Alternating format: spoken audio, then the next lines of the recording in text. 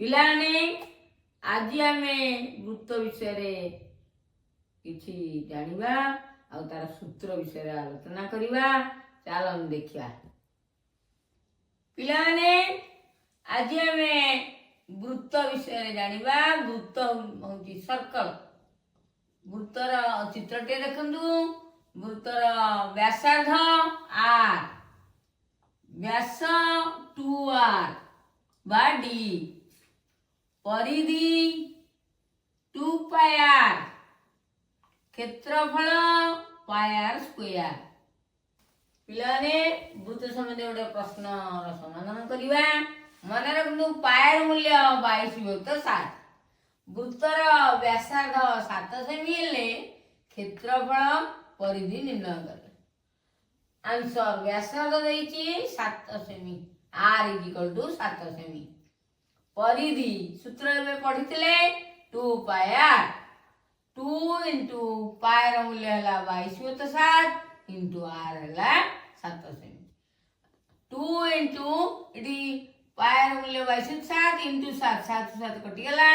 2 × 22 = 44 semi. ताले परिधि केते हला 44 सेमी। क्षेत्रफल निर्णय करा गइछि। क्षेत्रफल सूत्र में एबे पढ़िथिले पायर स्क्वायर। पायर मूल्य 22/7 ताले = 22/7 × r मूल्य होची 7 रो वर्ग। ताले 22/7 × 7 × 7 49। 49 को हमें 7 हल्ले केते हो 7। 22 × 7 =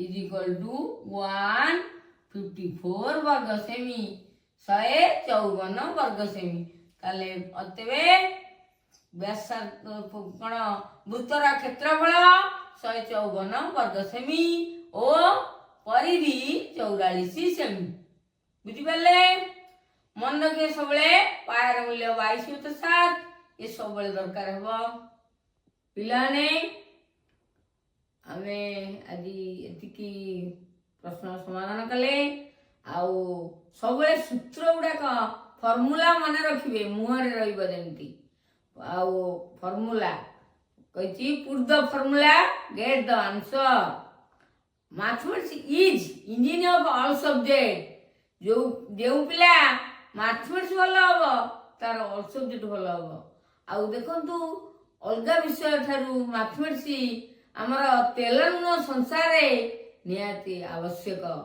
आमे यदि गोटे लुगा दुकान जाउछे सेही मैथमेटिक्स रे आवश्यकता। आमे गोटे जाउछे यदि स्टेशनरी दुकान को सेही मैथमेटिक्स आवश्यक। आमे जाउछे यदि शॉपिंग करिया को सेही मैथमेटिक्स दरकार। ताले मैथमेटिक्स रे जे होबो भलो तार सब भलो हेबो। आज पे एतिकी रहउछि।